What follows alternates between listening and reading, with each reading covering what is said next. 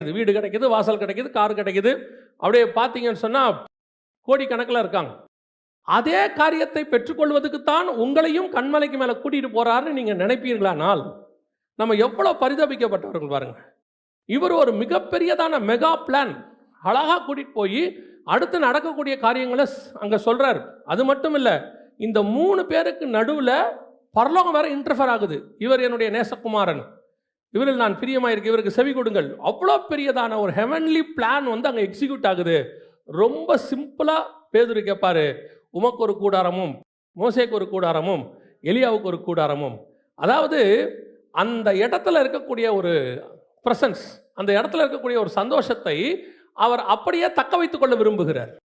இங்கேயே இருந்துருவோமே, எதுக்கு கீழே போய்கிட்டு இதெல்லாம் செஞ்சிட்டு இருக்கணும்? ஒரு பக்கம் மோசே, ஒரு பக்கம் எலியா, ஒரு பக்கம் பரலோகம், கூட நீங்க, எல்லாம் நல்லா இருக்கு, பிளசண்டா இருக்கு.